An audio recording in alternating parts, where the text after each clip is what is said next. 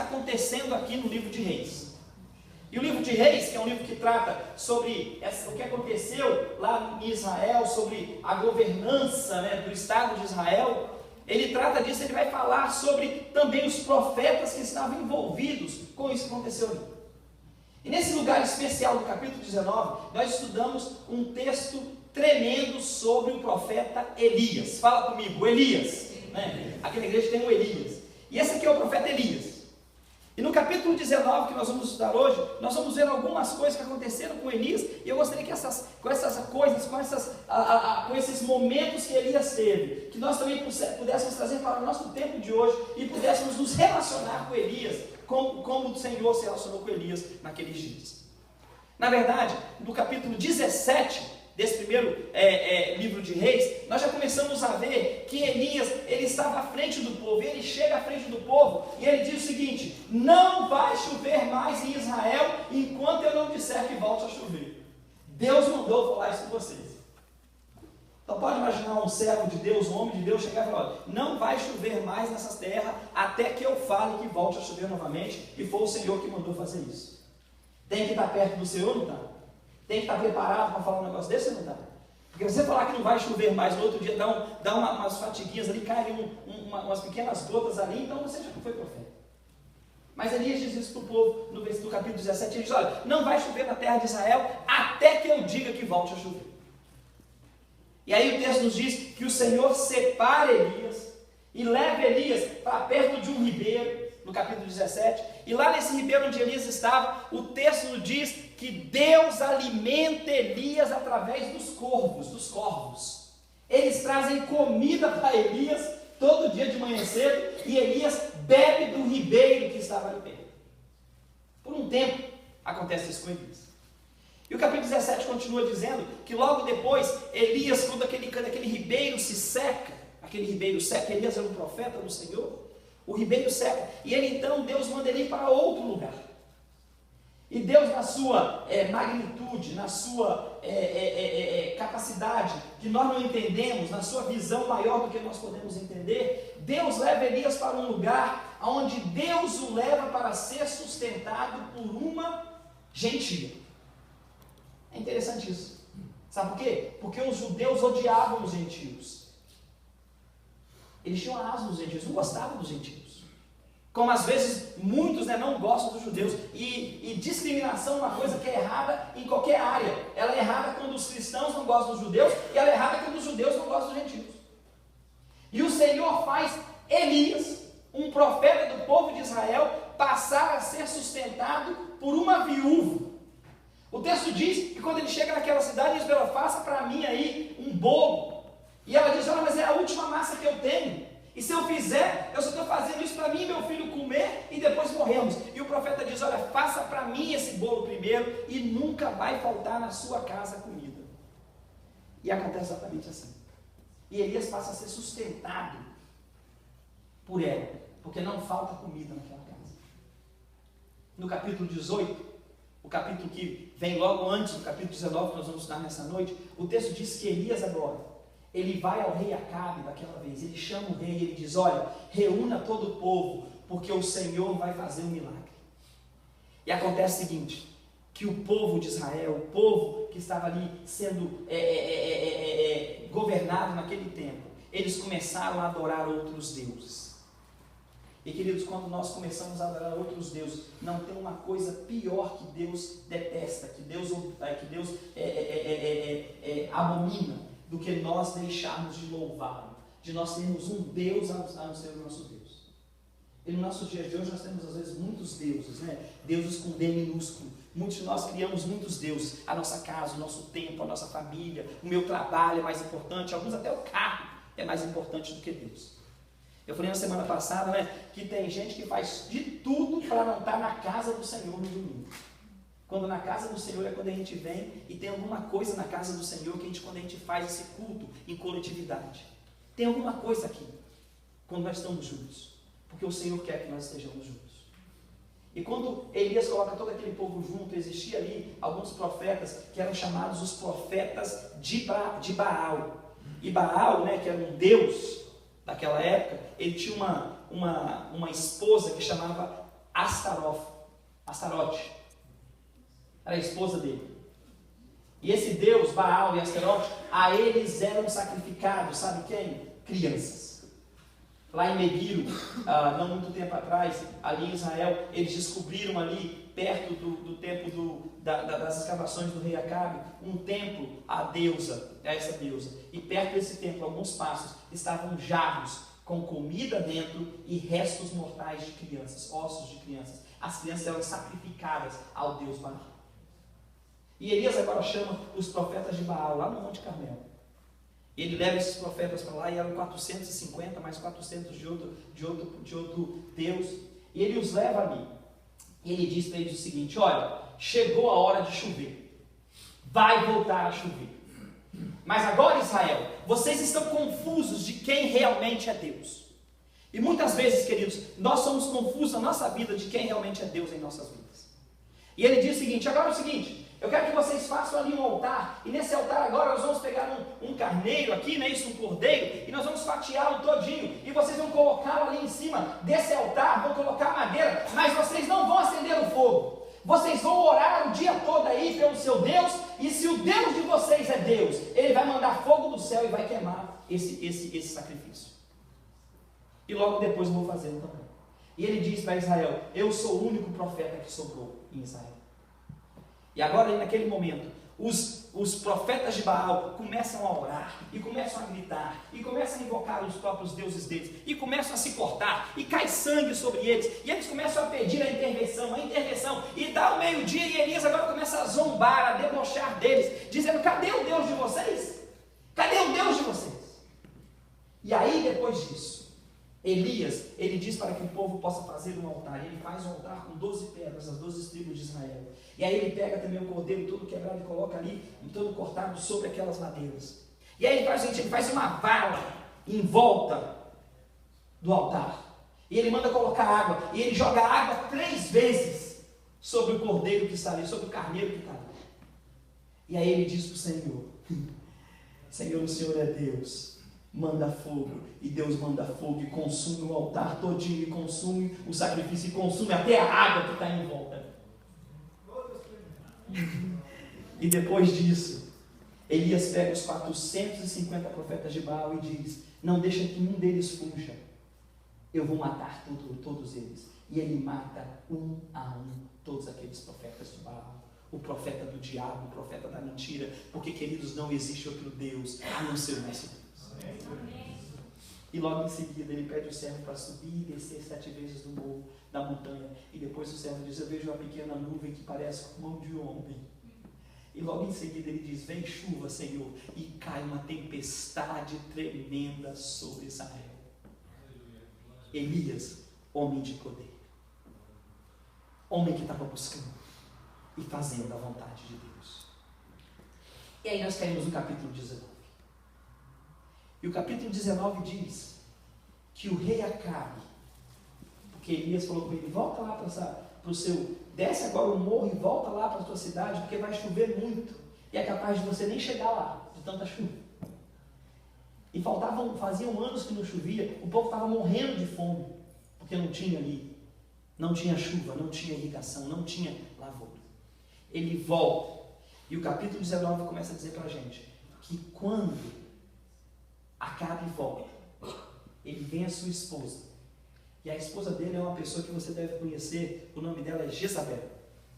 E Acabe vem a Jezabel e disse: isso tudo aconteceu lá na montanha, Deus mandou fogo, está vindo chuva, e Elias matou todos os profetas de Baal.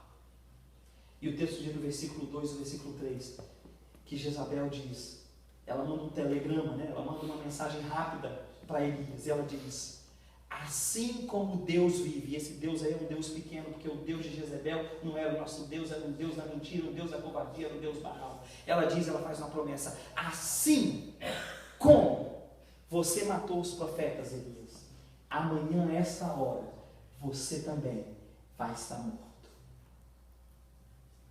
E, queridos, diante dessa palavra de Jezabel, Elias arruma suas trouxas e sai correndo, foge de medo. porque teve medo de morrer. E foge para se esconder em uma caverna. E aí começa o capítulo 19, que nós vamos começar a conversar nessa noite. Saia hoje da sua caverna. Abaixe sua cabeça. Pai, nós te damos graças, Deus, pela tua palavra. Meu Deus, nós te damos graças, Deus querido, porque a tua palavra é eficaz, ela é profunda. E acima de tudo, Deus, porque a tua palavra, Deus querido, ela não esconde, ó Pai querido, as nossas imperfeições.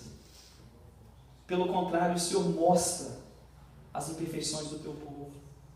Mostra os momentos que o teu povo passa dificuldade. Mostra os momentos da alegria, mas também os momentos de aflições. E esse texto, Deus querido, ele fala conosco hoje, porque eu sei, Pai, que no nosso meio existem pessoas nessa noite que estão aflitas, que estão na caverna, que estão escondidas. Mas o Senhor, nessa noite, como tratou com Elias, quer tratar com elas também. E eu te peço, na unção do teu Espírito, que o teu Espírito Santo mesmo agora, Deus, que nós já estamos implorando e orando desde o começo desse culto, continue em nosso meio e falando ao coração de cada um, que o teu Espírito agora, Pai, possa, Pai querido, nos dar discernimento, nos dar, Pai querido, arrependimento, mostrar a nossa situação e que nós possamos entender, Deus querido, nessa noite, a tua palavra para as nossas vidas. Obrigado, Deus, por homens fiéis que o Senhor teve e homens que viveram, Pai querido, para o louvor da tua glória, em nome de Jesus. Amém. Amém. Saindo da tua caverna. Essa pequena introdução mostrou a você o texto que nós estamos estudando agora. Saindo da sua caverna. Queridos, muitos de nós nos encontramos às vezes na caverna. É incrível para mim esse texto. Um homem poderosíssimo, um profeta do Senhor, um homem que ressuscitou mortos, um homem que matou 450 profetas de Baal, Marta, um homem que pediu do céu fogo e o fogo veio, um homem que tinha intimidade com o Senhor. Agora, ele tem por uma palavra, ele sai correndo, ele sai fugindo, ele foge da presença daquela mulher e daquele homem com medo da morte. O que levou Elias a ter medo da morte? O que levou Elias a sentir o que ele sentiu naquele momento? O que nos leva, queridos, a esse dia, nesse dia que nós vivemos, no ano de 2014 que nós estamos, o que nos leva às vezes a termos alguns medos, algumas paranoias que acontecem conosco, quando nós sabemos que Deus está conosco. Então por que nós duvidamos? Muitas vezes.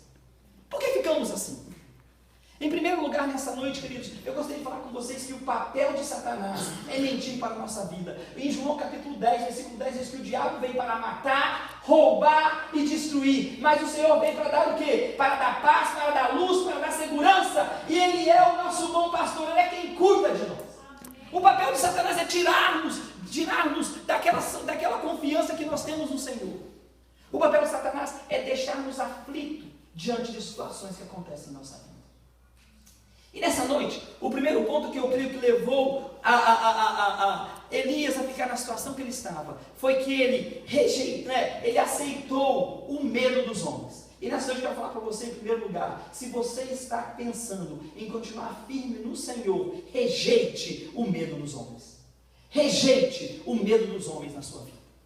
As pessoas podem tentar acabar conosco. Eu ouvi uma frase uma vez que dizia, né? Você pode, né, matar, destruir, acabar com pessoas que você trabalha e até vive com elas, mas você não pode fazer isso com pessoas que você ora com elas.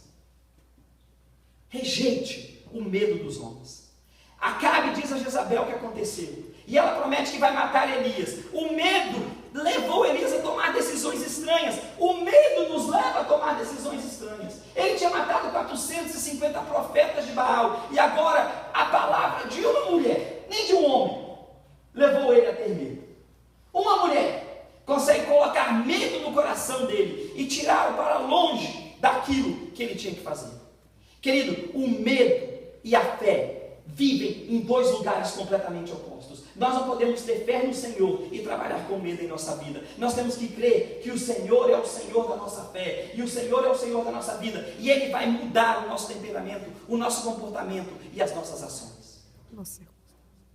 Elias, ele fica com medo, e a primeira coisa que ele faz, ele pega o seu servo, o servo que estava com ele, e ele foge. Ele anda praticamente Israel de um lado a outro. Ele vai lá para o sul de Israel, para uma cidade chamada Berseba, e lá na cidade de Berseba, ele se despede do seu servo. Ele diz, olha, você fica aqui, e eu vou andar sozinho. E ele continua andando sozinho por mais um dia no meio do deserto. E o texto diz que ele chega debaixo de uma árvore e ele pede a Deus para morrer. Eu gostaria de perguntar a você nessa noite, quantos de vocês que estão aqui nessa noite já chegaram uma vez a falar com o Senhor: Senhor, é melhor que eu estivesse morto. Senhor, esse problema é tão grande que eu não consigo passar dele. Me leva, Senhor, já estou pronto para ir. E queridos, o texto diz que esse homem era um homem de Deus, um profeta do Senhor, um homem com experiência, com intimidade, um homem com quem Deus falava com ele. E ele disse: eu quero morrer. A verdade, se ele quisesse morrer, ele tinha ficado lá, né? Porque Jezabel falou que ia matar, não é assim, mano? Se ele quisesse morrer realmente, ele tinha ficado lá atrás. Mas ele disse para o Senhor: eu quero morrer. Eu quero morrer. A minha vida acabou, não tem por que fazer, eu sou o único que ficou, eu sou o único. O medo do homem o distraiu, o medo do homem desencorajou, o medo do homem levou que ele tomasse para falar coisas que ele nem mesmo pensava que ele estava falando. Ele tinha sido ungido pelo Senhor, ele tinha sido chamado pelo Senhor, Deus tinha dado um propósito para a vida dele, mas o diabo conseguiu tirar da cabeça de Elias aquilo que o Senhor tinha para Elias. Ele correu e se escondeu, ele se distraiu, ele saiu do propósito do Senhor. Querido, nessa noite eu quero te perguntar: o medo dos homens por acaso tem afastado você do propósito de Deus para a sua vida? Existe algum medo na sua vida que está afastando você? Alguém fez algo para você? Será que você se sente numa caverna escondido? Será que você está fugindo de alguém ou de alguma coisa? O medo destrói, o medo desencoraja, e isso é papel de Satanás. Ele quer desencorajar, distrair você para o compromisso que Deus tem para você. Elias ficou ali então desconsolado, ele ficou desencorajado, ele ficou cansado fisicamente, cansado mentalmente, cansado espiritualmente, ele estava emocionalmente destruído, ele não sabia o que fazer. Eu penso em Elias, eu penso o seguinte: é como se nós tivéssemos que todo dia, né, ligar, pega aí uma batedeira, alguma coisa, você liga na tomada. Imagina quando você desliga da tomada, aquele aparelho para de funcionar. É como se ele tivesse tirado o plug dele da tomada, e agora ele parou. Ele está parado, ele não consegue se movimentar. Será que você nessa noite, algumas memórias do seu passado, será que alguma coisa aconteceu no seu passado, como o Gisele acabou de falar aqui, né? Quando ele falou durante o louvor? Será que alguma coisa que aconteceu na sua vida está desencorajando você? Será que o medo de alguém ou de alguma situação está te consumindo por dentro, está acabando com você? Nessa noite eu quero falar com você: o seu passado você não pode apagar, mas Jesus de Nazaré, que morreu por você na cruz do Calvário, pode perdoar e apagar e acabar com o passado que está te destruindo, te consumindo nessa noite. E nessa noite eu quero dizer para você: fique firme no Senhor e confie no Senhor, porque o sangue de Jesus pode trazer você novamente para os caminhos do Senhor. Elias, naquela noite, naquele dia, ele aceitou o medo dos homens. E eu digo para você nessa noite, o Senhor está falando com você: rejeite o medo dos homens. Provérbios capítulo 29, versículo 25 diz: quem teme o homem cai em armadilhas, mas quem confia no Senhor estará sempre seguro. Não tenha medo de homens, mas tema ao Senhor, porque na unção do Senhor e debaixo das mãos do Senhor, você vai fazer aquilo que o Senhor tem para você em 2014. Mas em segundo lugar, não só eu quero falar para você nessa noite para rejeitar o medo dos homens, mas eu quero dizer para você nessa noite: receba a graça de Deus.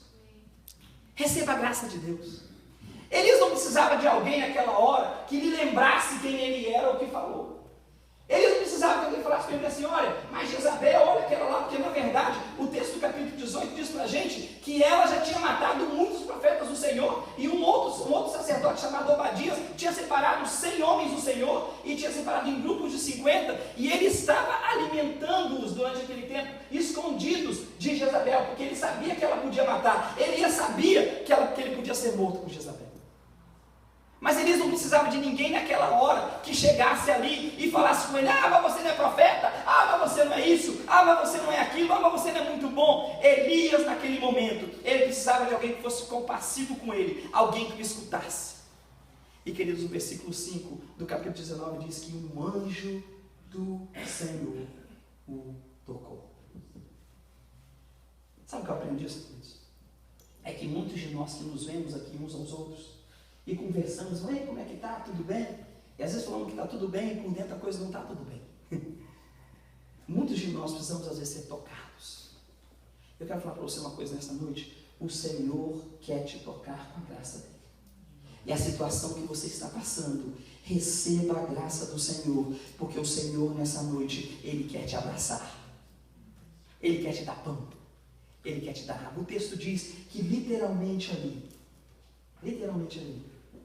foram pães feitos e Ele tomou água. Eu fico pensando numa outra passagem, quando lá no Mar da Galileia, o Senhor Jesus acorda cedo e Ele prepara o café para os seus discípulos. Possa ser que o mesmo Senhor Jesus estava aqui agora com Elias. E Jesus não chegou para Elias dizendo para Elias, volte para lá, seja homem, faça aquilo que eu mandei você fazer. O texto diz que o anjo vem, toca em Elias e o abraça e dá para ele alimento, porque ele sabe que a jornada dele será maior. E nessa noite eu quero falar para você, queridos, Deus quer te tocar, Deus quer te dar alimento, Deus sabe da sua dificuldade, Deus sabe a sua jornada e Ele quer levar você para mais longe. Ele quer levar você para caminhos que você mesmo não pode entender. Ele necessitava ser tocado, ele não precisava ser repreendido, ele não precisava ser lembrado da graça de Deus, ele precisava que alguém dissesse para ele alguma coisa. Naquele momento, ele não precisava de um sermão, ele precisava de comida, ele estava com fome, ele precisava de alguém que entendesse a situação que ele está passando. Queridos, nosso Pai Celestial nos ama, Ele é o Pai Celeste, Ele ama você. Quando nós pensarmos em Deus, não podemos pensar em um Deus juiz consumidor, mas quando pensarmos em Deus, devemos pensar em um Deus amoroso, um Pai que quer tocar você, que quer levar você para lugares que você não conhece. Isso Ele faz com Elias naquela noite, naquela tarde. Ele encoraja Elias. O texto de 1 Coríntios capítulo 6 é tremendo, porque naquele texto diz aquelas pessoas que não vão entrar no reino dos céus. Mas no capítulo 6 mesmo, no versículo 11, quando dá aquela lista, né, de mentirosos, de ladrões, de adúlteros, aí Paulo diz à igreja de Corinto, dos quais vocês também eram assim. Mas a graça de Deus tirou vocês dessa situação, e pela graça de Deus, o Senhor te tocou, e você agora é separado para o Senhor. O Senhor tocou Elias, o anjo do Senhor tocou Elias, e o alimentou, e fez com que ele acordasse, e deixou que ele dormisse, e o acordou de novo, e o alimentou, e o preparou, porque ele tinha uma grande viagem para fazer, uma viagem de mais 40 dias, pelo deserto, até chegar ao Monte Horebe, o monte onde Moisés recebeu os 10 mandamentos. Em primeiro lugar, nessa noite, eu quero falar com você, querido. Se você quer sair da caverna que você está, rejeite o medo dos homens. Se você quer sair da caverna que você está, receba a graça de Deus. Mas em terceiro lugar, além de rejeitar o medo dos homens e receber a graça de Deus, é necessário que nós reconheçamos a presença do Senhor. Se você quer sair de onde você está, é necessário que você reconheça a presença do Senhor. O texto diz que quando Elias foge, chega no Monte Horebe, ele entra numa caverna. E quando ele entra numa caverna, né, é aquela história de muitos em casa que às vezes eu vejo crianças que conversam comigo sobre os pais, ou os pais que conversam sobre as crianças, que a criança põe aquele Walkman e ela está em outro mundo, e o pai está falando e ela está em outro mundo, não está nem ouvindo o que está acontecendo. Às vezes nós temos essa mania de fecharmos, né, no nosso ciclo, fecharmos a nossa caverna e não deixarmos ninguém entrar em nossa caverna. O texto do versículo 9 diz que ele pergunta a Elias, Elias, o que você está fazendo aqui? Agora sim. Quando Elias chega ao monte do Senhor, ele pergunta, o que você está fazendo aqui? Eu não te dei uma tarefa para fazer? O que você veio fazer aqui? E Elias diz, só eu sobrei. Só eu. E como mataram os nossos antepassados, também querem me matar. Só eu sobrei. E aí, queridos, o texto de Deus diz que veio tremendas atividades naquele momento. Veio um vento muito forte. Veio um tremor de terra muito forte. Veio um fogo muito forte. Então veio o tremor, veio o terremoto, veio o vento, veio o fogo. Vieram coisas potentes naquele momento. E eu posso imaginar Elias, agora vai. Porque muitas das vezes, como Elias, nós queremos que Deus responda às nossas orações, nós queremos que Deus responda às necessidades com milagres miraculosos, com coisas tremendas, mas o texto diz que logo depois veio uma voz voz suave do Senhor, porque o Senhor não estava no vento, o Senhor não estava no tremor, o Senhor não estava no fogo, o Senhor estava na voz suave que foi falada a Elias. Você pode estar procurando do Senhor uma coisa grande, um milagre grande, e Elias estava acostumado, porque lá na montanha ele viu o fogo descer. Mas Deus não queria falar com Elias dessa maneira. Aquela é uma das maneiras que Deus usa, mas Deus normalmente, Ele fala com a gente de uma maneira gentil. E nessa noite Ele está falando com você, reconheça a minha presença, porque eu quero falar com você de maneira gentil. Aquietai-vos e sabei que eu sou Deus.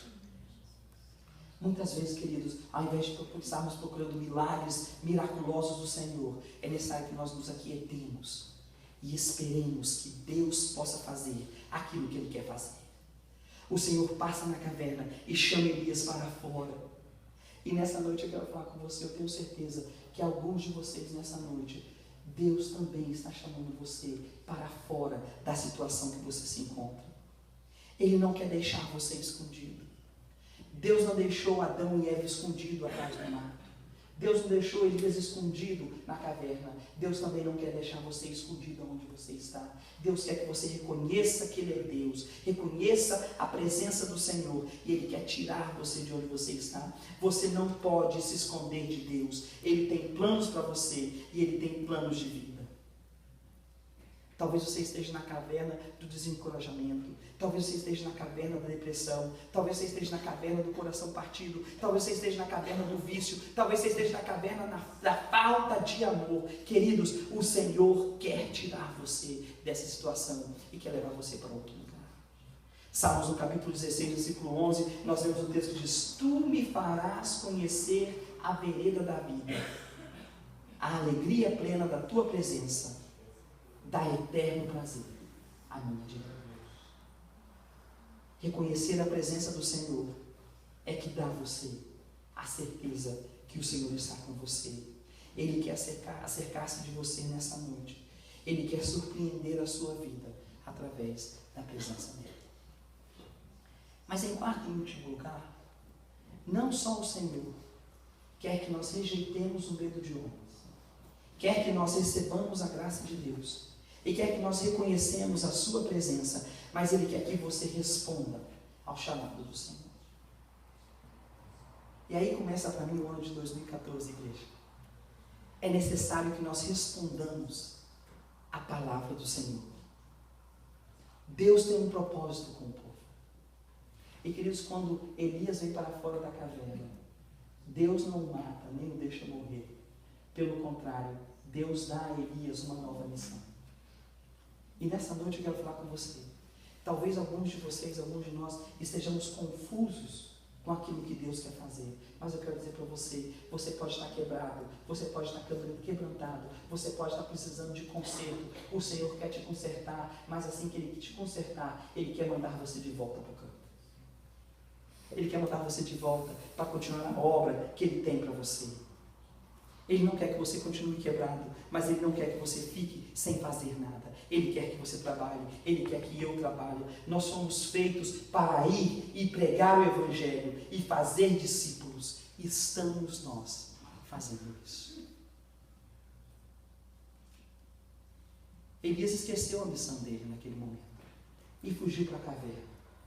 Será que alguns de nós também não esquecemos a nossa missão e algum medo da vida está nos levando de volta para uma caverna e estamos deixando de fazer aquilo que o Senhor tem para fazer? Aqui na América tem uns cachorros de caça, aqueles cachorros de caça, né? Eles são soltos e normalmente quando as pessoas vão caçar, eles levam aqueles cachorros e eles cheiram e conseguem achar os animais da caça. E foi interessante porque um escritor, né, ele diz o seguinte, que aqueles cachorros, quando eles estão caçando, os cachorros de caça, é tremendo que eles estão sempre caçando. E estão sempre procurando caça nova. E quando eles pegam, eles estão sempre felizes, porque esse é o trabalho deles, caçar. Mas quando você pega esses cachorros de caça e coloca eles dentro de um galpão e começa a alimentá-los, e eles não caçam mais, porque agora estão dentro de um galpão, o escritor diz que esses cachorros começam a revoltar-se uns contra os outros. Ao invés de caçar, de fazer a missão deles, eles agora olham um para os outros e começam a atacar uns aos outros. Nessa noite eu quero falar uma coisa para você, querido. Se você não está entendendo a palavra, você é cachorro de caça do Senhor. Eu sou cachorro de caça do Senhor. O Senhor nos colocou aqui para ganhar almas, e quando nós não estamos ganhando almas, nós estamos gastando tempo preocupando e brigando um com os outros. Não foi por isso que o Senhor te colocou aqui.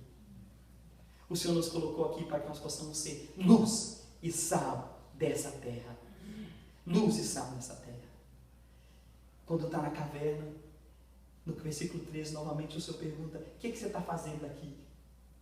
E eu posso entender, Jesus está falando, Deus está falando com Elias: esqueça Jezabel, esqueça Acabe, esqueça tudo que está acontecendo. Quem é Deus? Eles são Deus ou eu sou Deus? Eu já não fiz suficiente em sua vida? E Elias diz: só eu sou Deus. E eu quero falar uma outra coisa para você, querido. Deus então olha para Elias, e ele diz: não é só você não, tem mais 7.000 que não se curvaram diante de Baal.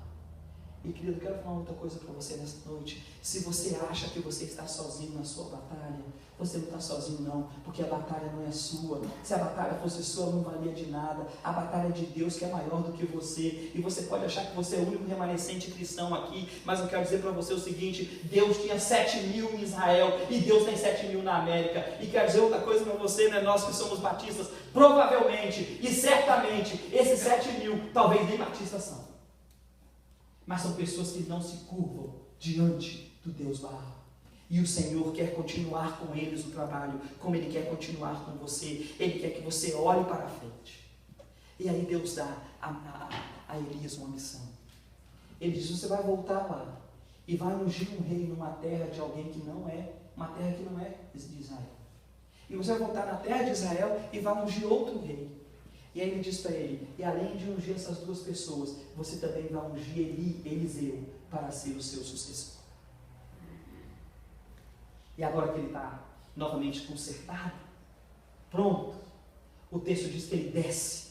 E quando ele desce, ele encontra com Eliseu. E quando ele encontra com Eliseu, ele pede a Eliseu que largue tudo e venha atrás dele. E Eliseu corre e diz: olha, deixa eu ir lá, me despedir do pai e da mãe, eu posso lembrar as palavras do Senhor Jesus: quem não deixar o arado não é digno, né? Não largar para trás, não é digno de me servir. Deus não quer que você vá consertar nada. Deus quer que você vá e faça aquilo. Jesus quer que você faça o propósito que Ele tem para a sua vida. Muitos de nós dizem: pastor, mas eu estou cansado, eu não consigo, eu estou cansado. Alguns velhos até dizem: pastor, está chegando a hora da minha morte. Não está chegando a hora da sua morte, nem você está cansado. O texto de Atos, no capítulo 13, no versículo 36, o texto diz o seguinte: tendo, pois, Davi servido ao propósito de Deus em sua geração, então morreu, foi sepultado com seus antepassados, e o seu corpo se decompôs. Querido, eu quero falar uma coisa para você nessa noite. Entenda a palavra de Deus para você nessa noite. Se você está vivo, é porque Deus ainda não terminou o trabalho que Ele tem com você.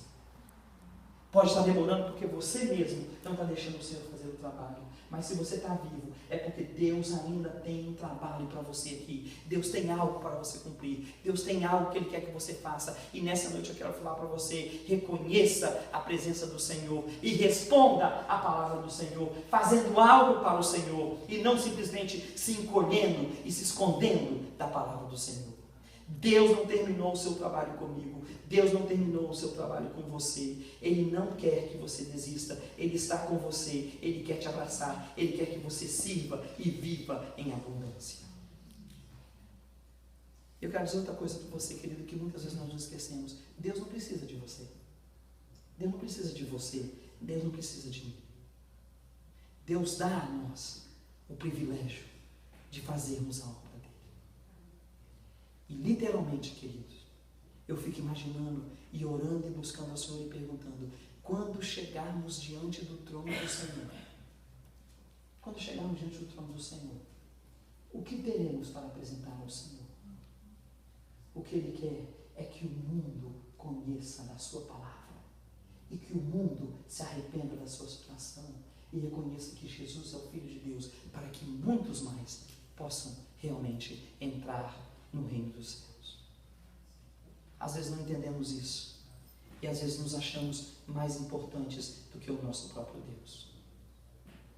Muitos de nós que dizemos, estou indo para Deus, eu estou indo para Deus, mas vão mancando, vão andando devagar, como se Deus estivesse lá, está longe, estou cansado, queridos. A palavra de Deus que corramos para Deus. E correr para Deus, queridos, é entender que nós não temos outro futuro, a não ser estarmos ao lado de Deus. Precisamos correr para Deus, pregando a palavra dele, por onde quer que nós passamos. Deus disse a Elias, você não está sozinho, existem 7.000 mais. E eu posso te assegurar que eles estão prontos a me servirem. E eu quero que você venha me servir também. Deus reforça e dá novamente encorajamento. Satanás, ele tenta nos desencorajar. Desencorajar é tirar a nossa coragem. Deus, ele nos encoraja. Ele dá a coragem. Ele dá a coragem para que nós possamos vencer as dificuldades que temos que passar nessa vida.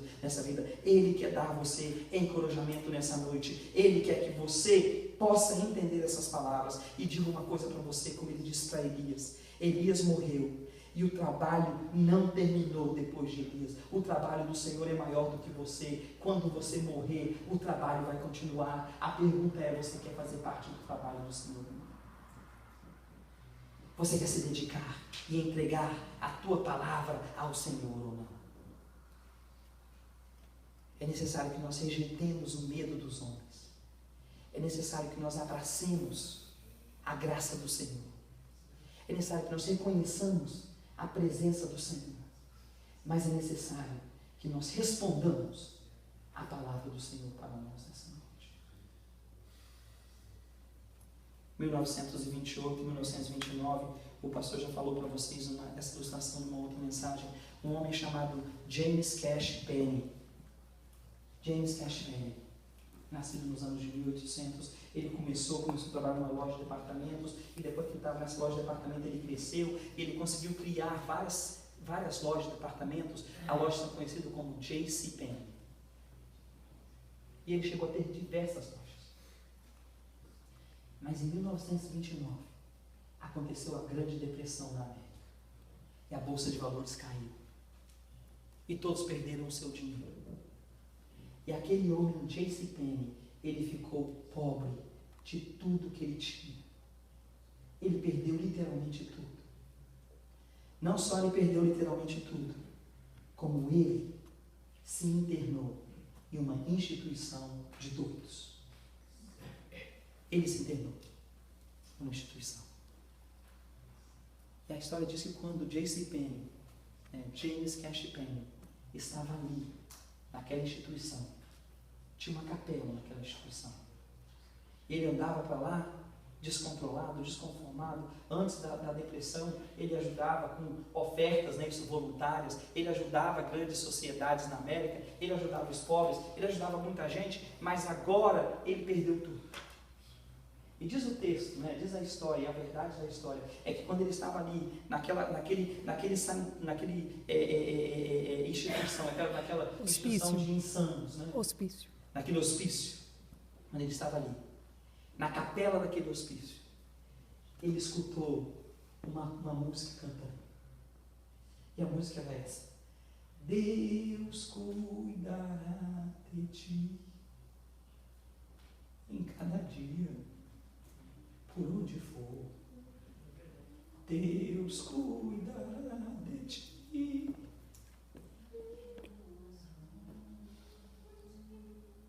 Essa palavra que eu ouvi. E naquele momento ele aceitou Jesus. E J.C. Penney hoje são mais de 1.500 lojas espalhadas pelos subúrbios americanos. Ele aceitou Jesus como Salvador naquele momento. E Deus mudou a vida dele. E tirou da caverna que ele estava. Queridos, eu não sei qual é a sua caverna nessa noite. Eu não sei se a sua caverna, como eu disse, é a caverna da maledicência. É a caverna da falta de amor. É a caverna da depressão. É a caverna de você achar que você é mais do que os outros. É a caverna de você achar que você é até maior do que Deus. Mas eu quero dizer uma coisa para você, Igreja Batista da Paz, nessa noite.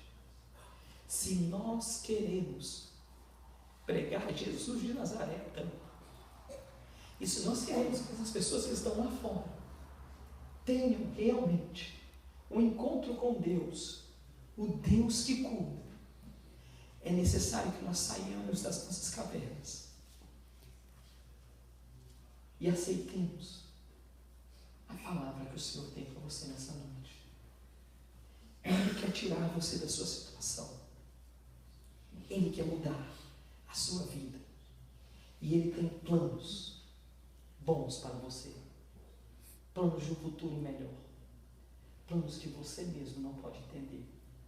Mas aonde você está, Ele não vai agir. É necessário que você saia e encontre-se com o Deus de Israel. Abaixe sua cabeça nessa noite.